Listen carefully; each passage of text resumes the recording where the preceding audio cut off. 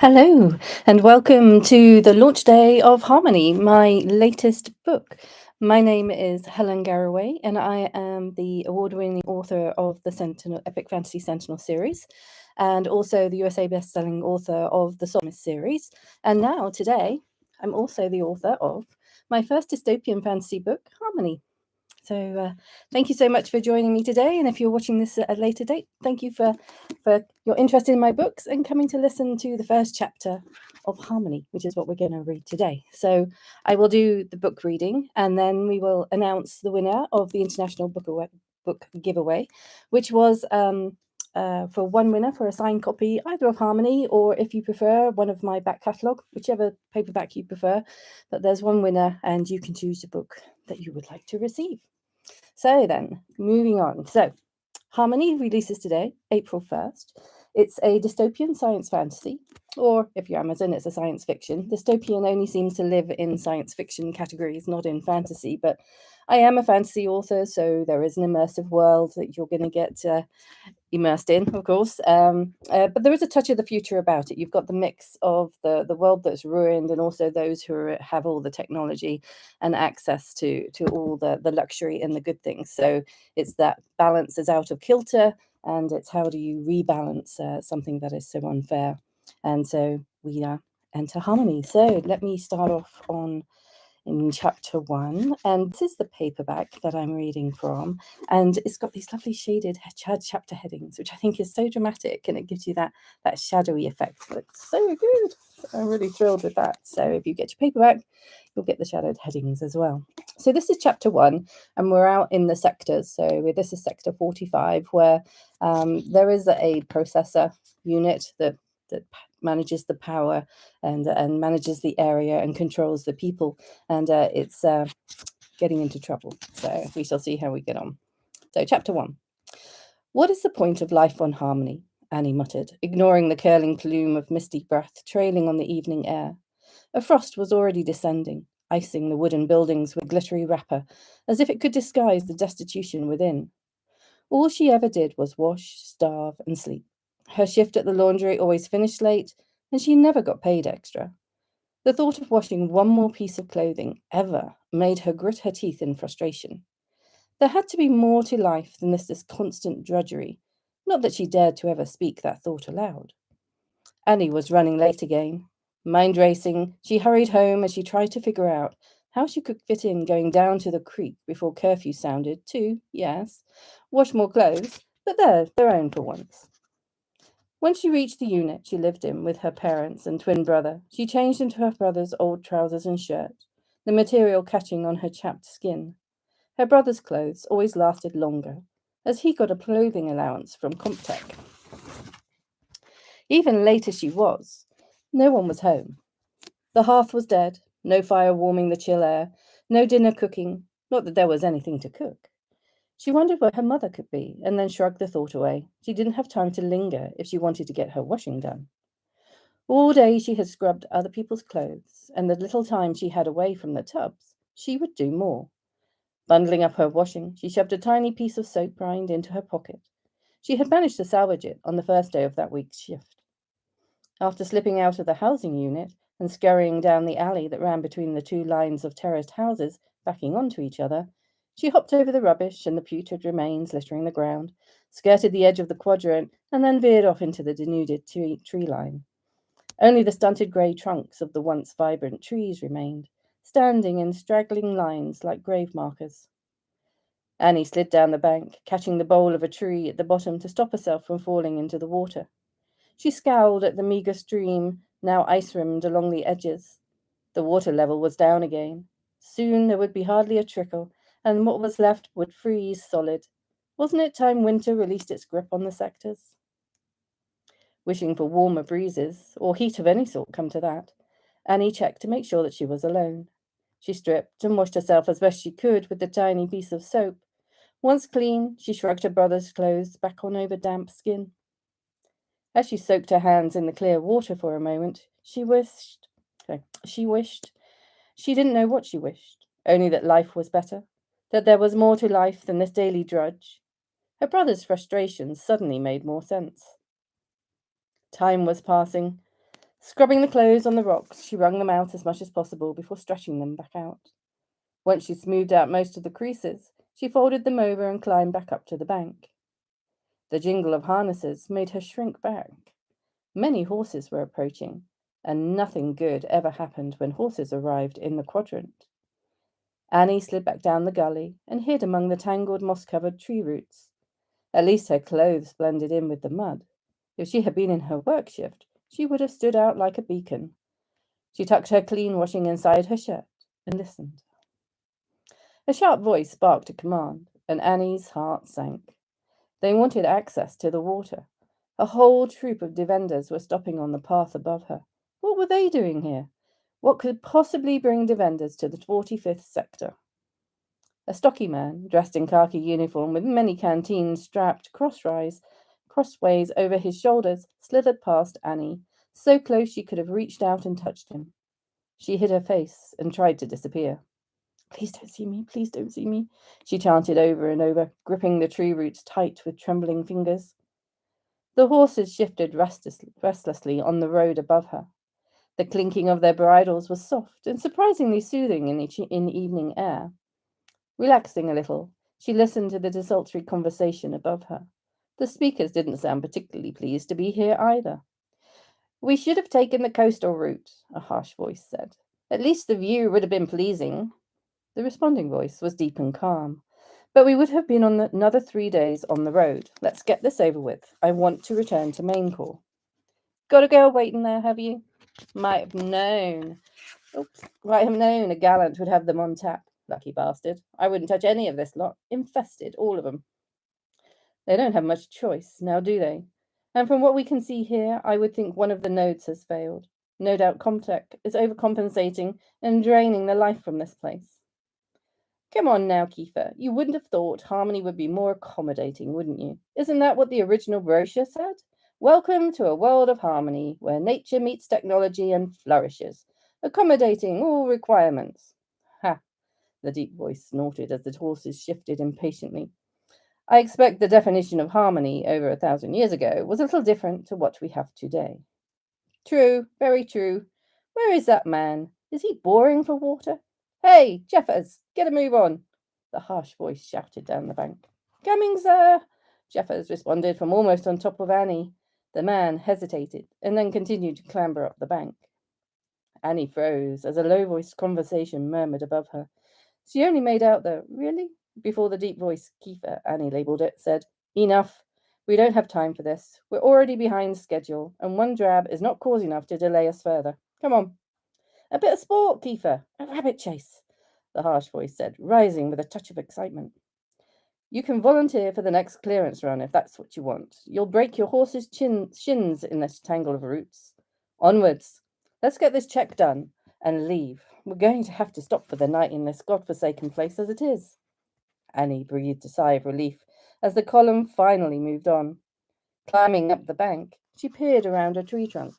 One of the defenders leading the pack mules was looking back down the road as he rounded the curve at the end.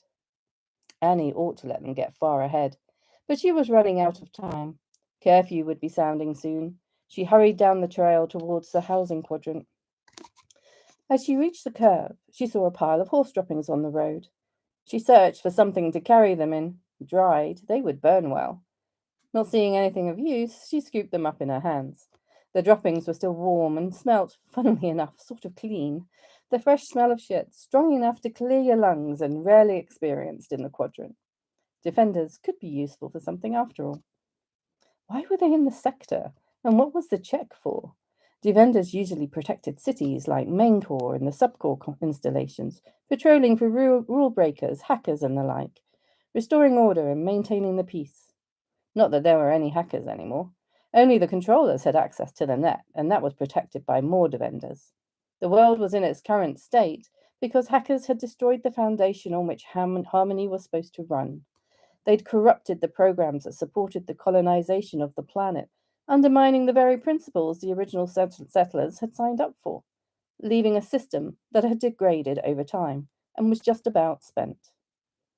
Annie wondered what the original vision of the planet had been. Her weekly orientation class never covered it, only the new rules that were being put in place to protect them from the threat of the dead zones, the contamination that spread through the depths of the witch wards. She frowned. Why weren't the defenders out there, clearing the infection out of the fringes?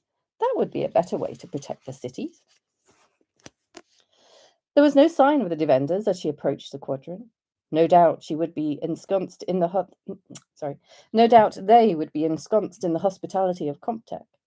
She scuttled up the alley towards their unit as the curfew rang out. Her mother exclaimed at her tardiness as she entered, but once Annie told her about her close encounter with the defenders, her mother was even more horrified. The droppings were carefully laid out on the cold stone hearth to dry. Her mother took the damp clothes, now somewhat less damp from enforced contact with Annie's body heat, and hung them up to dry. Annie realized both her brother and her father were not home. Where's Cheever and Da? Cheever had a late pass. Something to do with the academy. Your father has a double shift today. A double shift was usually the punishment for something. Annie swallowed as she looked at her mother. What did he do? Nothing. He did nothing wrong. One of the processors they were working on failed, and they haven't been able to repair it at all. They have to stay until it's repaired. Johnny came by. His da was held back as well. What if they can't repair it? Annie whispered, and her mother's lips tightened at the thought. They will. They have to. Come. As it was just us two, I thought we would finish the last of the flour and have a treat. A fresh flatbread between us. Look. Her mother's face brightened as she displayed the flatbread. Annie looked at it and then at her mother. Her mother's mouth trembled, and Annie rushed to hug her. Ma, you are a wonder. Thank you.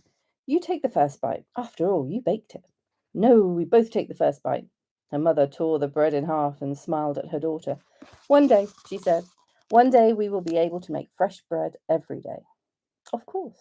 Harmony will protect us. She will provide for us all, Annie replied. Harmony bless us and the food we eat. By your leave, she murmured as she stuffed a piece in her mouth, savouring the fact that she was actually eating solid food. She chewed so long that it got stodgy, and she struggled to swallow it. Closing her eyes, she nibbled another piece. What about Da and Cheever? Cheever will eat at the academy. I got your Da an egg. Annie sat back in her chair. Where in the world did you get an egg? Now that would be telling, her mother said, pursing her lips. They looked at each other across the table. Her mother's faded blue eyes were set in a prematurely wrinkled face. Annie couldn't remember a time when her mother's hair hadn't been grey, yet she still sat straight and proud, kept her tiny home clean, and managed to scrounge up food out of nowhere. Annie didn't press too hard. She was sure there was some black market trading going on, but what her mother had to trade, she couldn't imagine. Was this what she would become? A homemaker for some man who rarely came home, her life spent in the laundry, if she was fortunate. What was the point of it all? Why would Harmony allow them to be reduced to such straits? She could see why Cheever was itching to get out, to have a better life. But why couldn't she have one too? Cheever sat in the computer lab, his fingers flying over the keyboard. He had a real project for once, in the live lab, not the test lab that they were usually restricted to. His stomach tightened with the thrill of it all. The controller had called on the students to reprogram the processor that had failed. The technicians couldn't get it online, and they couldn't find the fault. Every student had been roped into searching the code for the error. There was a rumor circulating that a troop of defenders had arrived just as the facility was failing. They couldn't have timed it any worse. The double soup was in a frenzy, afraid of being held accountable. Cheever frowned at the screen as he easily translated the sequences in his head. He typed a couple of corrections and moved on, forgetting in his eagerness that he was supposed to get them approved. Scrolling down the lines of code, he saw the same error was repeating. He raised his hand. Soup? Yes, Cheever. The double soup skittered over to Cheever's workstation. There's a repeating blocker here, sir. I have a replacement command. If I remove them all, it will become a circular loop. The double soup leaned over Cheever's shoulder. Stay, I'll check the manual. He was back in a moment, reciting a command. Quickly updating the code, Cheever did a find and replace and scrolled back to the top for a final manual check. Let me know as soon as you finish, the soup murmured, and then he went to each station to give the students a new command. Cheever frowned at the logic. Should he speak up again? Twice in as many minutes was pushing his luck. He hesitated a moment and then raised his voice. Soup, he called. Yes. This subroutine isn't it contradicting the prime command? I can't see its purpose. The soup shoved him out of his chair, sat in his place, and carefully scrolled down the page. The lab door cycled, interrupting his concentration, and the soup looked up with a frown. A tall, lean man with broad shoulders and black hair cut short and swept back off his face stood at the entrance. His dark eyes swept the room. Who's in charge here? The man demanded as he strode forward. The artificial light revealed the deep brown uniform of a defender, and a commander at that, according to the reflective stripes on his collar and sleeves. He still wore his muddy riding boots, though he had shed his outer garments. The double soup lurched to his feet. I am Double Superintendent Flores, sir. The piercing brown eyes searched the soup's face and moved on to Shiva. Stiffening under the acute inspection, Shiva took a step back. I understand the Sentinel core processor failed, said the defender. What is the status? We are updating the code, replied the soup. We found the error string and are currently replacing it. But we discovered a subroutine that countermands the prime command, sir. The defender crossed the room.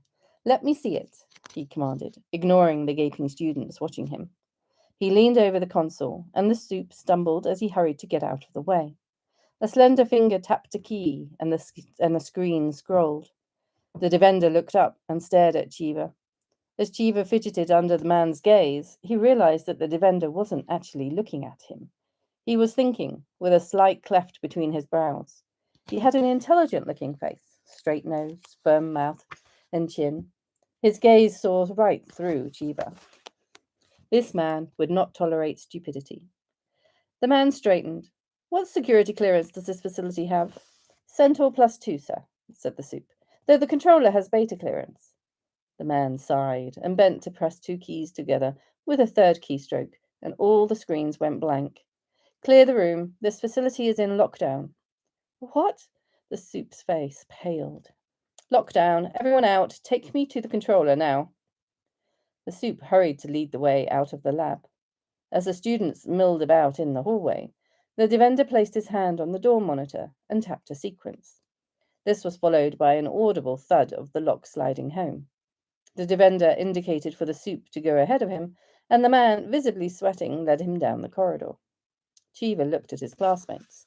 What was that all about? One of them shrugged. Better to not get involved. Let's get the grub before we're all turfed out. But what are defenders doing here? Cheever said as he followed his classmates down the hallway. We're a backwater. Nothing is produced here. One of the lads snorted. Well, we've discovered something that caught the interest of a defender, so you'd better hope you don't get the blame. You found it, after all. The students piled into the canteen, grabbed trays, and slid them along the silver railings, helping themselves to sandwiches, cake, and mugs of aromatic brew before moving over to the tables. Cheever had never taken any of the food home. His family wouldn't have believed what was available in the facility. He didn't want to upset them further by tempting them with things that they wouldn't see again. There was no point in rubbing what they couldn't have in their faces. He bit into the fresh white bread and almost groaned aloud at the taste. Food with flavour, not the bland hot water his mother constantly served up. There was no way he was going back to the quadrant. The sooner he got out, the better. Kiefer stared at the facility controller, who leaned back in his chair and glared back at him. The man was trying to pull rank, but he didn't have the ability. Skinny and lank-haired, he drooped under the stern gaze of the tall defender in front of his desk. How dare you lock down the terminals without speaking to me first? We have protocols to follow, orderly shutdown procedures. Approvals are required. The only approval required was mine, Kiefer said, a hard edge to his voice. Your core is infected, and you want to wait while it spreads and corrupts your remaining cores. There are no further replacements. You have to protect and maintain the integrity of what you have. That means isolating the failed node and wiping it clean. You need to check your backups for the last clean version. That, at least, will give us an indication of when the virus was introduced. The man in the chair paled. You do have backups, don't you? Kiefer asked, his stomach sinking at the ramifications that would ensue if they didn't. Of course we have a backup, the man huffed. But we only have one disk, so we have to overwrite it each time. You only have one backup disk, Kiefer repeated, his voice even colder. The man swallowed. I reported it as per process. I got an acknowledgement, but nothing else. I see. What else have you reported? The man ran down a litany of system failures and resource constraints. So, if I understand correctly, you are telling me that the 45th core processor has failed and is unable to be further maintained, and you want me to shut it down. It is obviously not performing to spec. This whole region is failing. The crops are not nurtured, the weather is deteriorating. These people can be supported somewhere else. No, no, no, not at all. The controller jumped to his feet. I just need some spares. The technicians do their jobs, but even they need tools to do their job. Sorry, the technicians do their best, but even they need tools to do their job. This is the worst condition I have found a processor in, Kiefer snapped. The purpose of your facility is to maintain it, not bathe yourself in luxury while the land around you fails. No wonder subservients have infiltrated your facility. The man gaped at him. Subservience? Who else would have planted a virus? When was your last security check of your people? Security check? Weren't you just spouting your rules and regulations at me? And you haven't even been following the core mandates? Kiefer shook his head. You'll have to do better than that. You can't speak to me like that, the controller blustered, jutting out his chin. I think you'll find that I can. Kiefer spun the man around and marched him to the door. The defender on guard outside stiffened as Kiefer propelled the controller into the corridor. Detain this man until further notice, Kiefer snapped, releasing the controller into the guard's arms and turning back into the office. Now you've gone and got the commander all riled up, and that's no good for anyone, the guard chided gently as he escorted the man away. Kiefer sat at the desk, pulled the console towards him, and tapped in his overrides. An hour later, Kiefer's subcommander, Lieutenant Ferris, arrived to find Kiefer frowning at the orange wall across from him. It can't be that bad, Ferris said, taking a bite out of his apple as he sat in the comfortable chair opposite the desk. He waved his apple at the office's lurid decorations. The working in here wouldn't help, that's for sure. Stretching his long legs out in front of him, he relaxed in the chair. He was of similar height and build to Kiefer, though blond and grey-eyed. Kiefer frowned at his lieutenant instead of the wall. No, it's worse, he said, his frown deepening. With your magic hands, all will be resolved. You'll create some pretty fulcrum to replace the old one, and we will be on our way in no time. Kiefer glared at his friend. Have you looked around this place? Rewriting some code will not solve the problems here. And sacking the controller will. You can't stay here and fix everything, Kiefer. You know that's not how it works. If the processor is past saving, shut it down and move on. One day they will all fail. We should be preparing for that day, not delaying it by patching up old technology. You know we're not ready for that. This technology is all that is keeping our society together. Harmony isn't prepared for a complete shutdown. We have to sustain the balance for as long as possible. But this, Kiefer extended his hand in the air, this is pure exploitation. Ferris shrugged. It's the way of the world. The cream always rises to the top. This may be a bit more drastic, but it's the same. The people know and understand it. You can't come in and change the rules overnight. You'd have rebellion and chaos. And anyway, this quadrant just doesn't have the food to support them all. But what it does provide could be shared more equally, Kiefer argued. Oh, romantic, Ferris laughed. Equality for all. It all costs, Kiefer. One way or another, it all costs. And you don't have the coin to pay for it here. Reinstate the controller, save the processor, and move on. That's what we're here for. We can't. The Bantwitch virus is in the code. Ferris stilled. What? It's the Bantwitch virus. That's why I shut them down.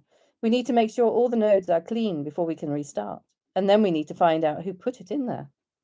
Ferris cursed under his breath. You're sure? Oh, of course you're sure, he said, waving his hands in apology. What do you suggest? Set up a quarantine suite, import the code for cleansing, sweep the units, and then reinstall.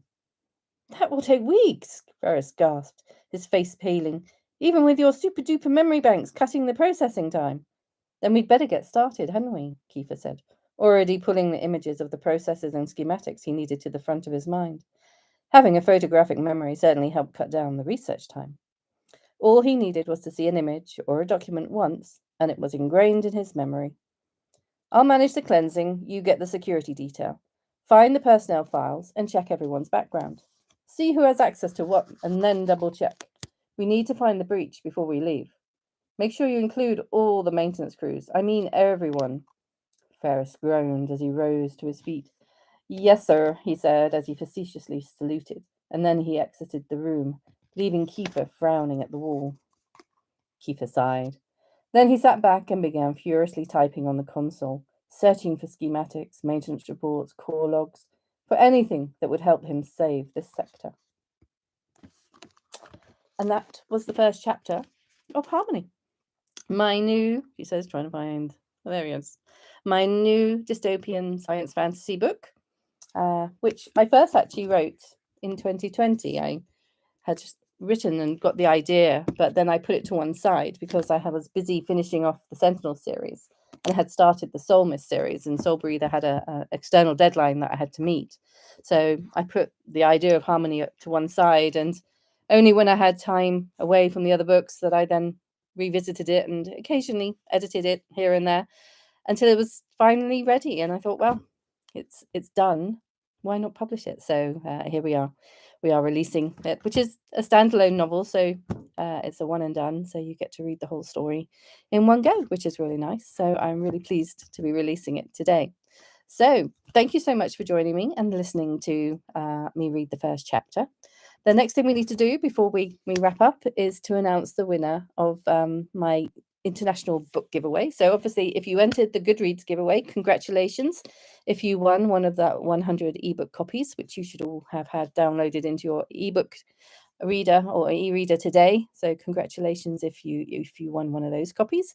And now we're going to announce the winner for the international giveaway, which was a separate giveaway for those outside of the US, so that everybody could participate and enter to win something. So you can win either a copy of Harmony, or you can choose any book from my back catalogue, whichever you desire. So winner's choice.